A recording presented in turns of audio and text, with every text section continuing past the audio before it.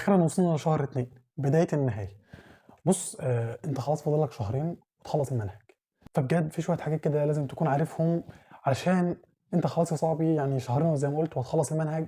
فبجد الفترة دي مهمة جدًا، جدًا، جدًا، جدًا، لإن أنت خلاص في النهايات وخلاص فاضل لك أقل من شهر وتدخل في رمضان، وما أدراك ما المذاكرة في شهر رمضان علشان كتير منكم بيقابل صعوبة طبعًا في المذاكرة في شهر رمضان، وكلنا لأننا بنكون مفرهدين طول الصبح، وبنيجي بالليل تكتمها المغرب، تصحى بعد العشا التراويح، تنام، تصحى هكذا. فالفترة بجد دي أنت محتاج تلم كل حاجة متراكمة عليك، بما إن الفترة دي مش محتاجة نفسية خالص. أنا عارف والله إن النفسية 0%، ولكن الفترة دي بجد مش محتاجة نفسية، محتاجة إن أنت تسيب كل اللي في دماغك وبلاش تستسلم للأوهام اللي جواك وأي تعب جواك عمومًا، وعارفين والله إن أنت مضغوط، ولكن الفترة دي بجد فترة حل، والفترة دي فترة إن أنت تركّز جامد، جامد، جامد علشان خلاص زي ما قُلت هانت. فكمّل الفيديو هاقول لك على شوية نصايح إن شاء الله لازم تعملهم في الفترة دي. ليه بجد؟ لإن أنت الفترة دي هتكون أنت أكتر واحد المفروض تكون عارف نَفْسك وعارف إيه اللي فاضل لك وإيه اللي أنت محتاج تدوس عليه، إيه المدرسين مش هيدوسوا لك عليه. يعني أنت مثلًا في جزء متراكم عليك وأجزاء كتيرة، مثلًا جزء في العربي، جزء في الإنجليش، جزء في الفيزيا.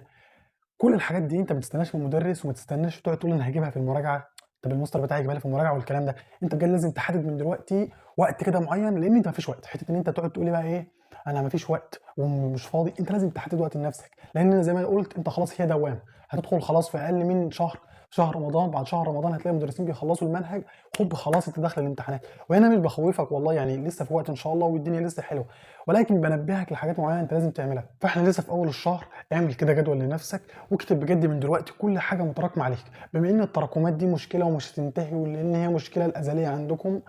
فاعمل دلوقتي كده جدول بسيط واكتب كل حاجة متراكمة عليك، وحدد كل يوم على الأقل ساعة ونص، ساعتين. أنا عارف إن أنت مش فاضي، ولكن زي ما قلت أنت كل ما بتضغط نفسك كل ما نفسك بتطلع إنتاجية أكتر. ما تستناش فترة مراجعة وتقعد تقول أنا هستنى بعد ما أخلص المنهج والكلام ده. ركز في الجديد جامد وما تهملش فيه، لأن أنت غالب معظم الحاجات اللي أنت فيها دلوقتي عليها درجات كبيرة جدًا، زي العضوية عليها تِلت امتحان الكيميا، هتلاقي نفسك مش عارف هتبدأ في الحديثة، الحديثة عليها برضه تِلت امتحان الفيزيا. فالحاجات دي الأخيرة دي مهمة فما تهملش فيها. نقطة مهمة بقى كتير منكم سألنا عليها وهي حل الشوامل.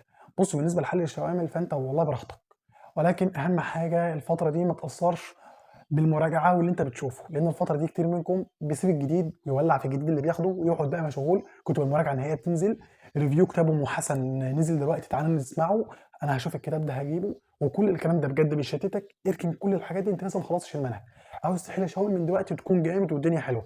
عايز تحل شاومل إزاي؟ لو أنت مثلًا واخد هتلاقي نفسك خدت معظم الكيميا دلوقتي، خلاص يا عم ابدأ في الكيميا وابقى حل على اللي أنت خدته. ده لو أنت عاوز تراجع، ما فيش مشكلة وأنت ما حلتش شاومل دلوقتي وهتستنى يا عم لحد شهر 4. أنا ما حلتش شاومل غير من يمكن من شهر 5. أنت مدرك؟ أنا عمّال أقول خلّي بالكم من المراجعة في الشهور دي واستغلوها جامد في إنكم تراجعوا على القديم، لإن أنت بجد ما تفتكرش إن أنت هتستريح في المراجعة النهائية وده هيطبطب عليك والكلام ده. نفس الضغطة اللي أنت فيها دلوقتي هتكون هي وتكاد تكون أكبر كمان. فزي ما قُلت أنت لازم من دلوقتي تراجع على كل جزء أنت محتاجه. والله مثلًا بقى لك كتير ما راجعتش أحياء، خلاص أنا هاعمل خطة كده إيه الفترة دي وأراجع فيها أحياء وأراجع فيها الكيميا وهكذا.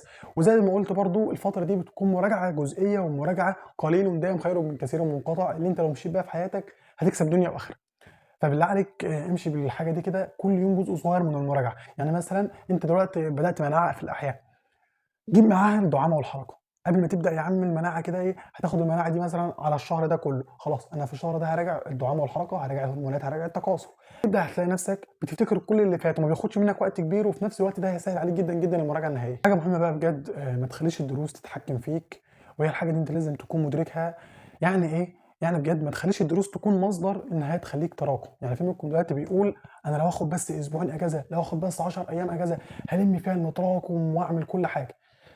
ففي الحالة دي أنت الدروس كده تكون هي اللي مسببة ليك الضرر، مع إن الدروس المفروض هي اللي بتعينك على إن أنت تذاكر، وبتعينك على إن أنت تفهم الدروس وكل الحاجات دي كلها.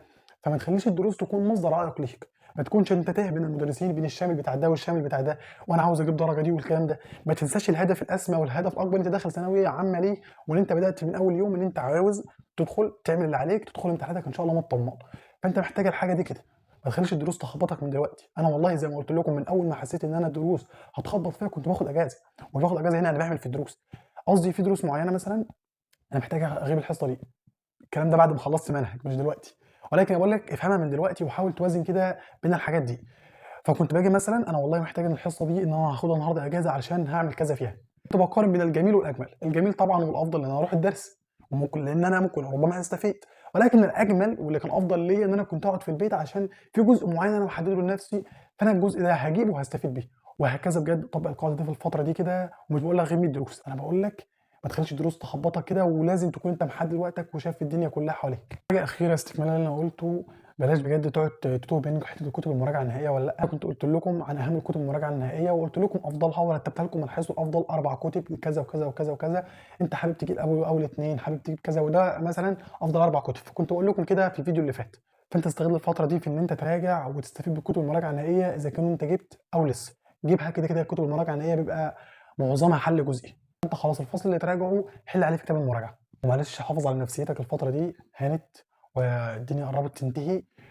ولو انت لسه ما بداتش او متراكم عليك حاجات كتيره زي ما قلت، هتلحق ان شاء الله والله من دلوقتي. احنا لسه في شهر 2، معاك 2 كله و3 كله و4 كله و5 كله و6، انت هتمتحن لسه في نص 6.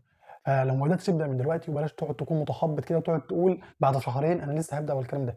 فعارفين ان الضغط عليكم جامد، فبالله عليك ايه، استحمل كده كلها شهرين زي ما قلت، وهتلاقي نفسك خلصت المنهج وبتبدا في المراجعه. فحاول تبدا المراجعه وانت مطمن، وانت بادئها كده ايه بنفس مستريح وبس. اكتبوا لي في الكومنتات عاوزين الفيديو ان شاء الله الجاي عن ايه. ما تنساش اللايك والاشتراك في القناه وتفعل زر الجرس علشان يجيلك كل الفيديوهات الجايه. باي باي.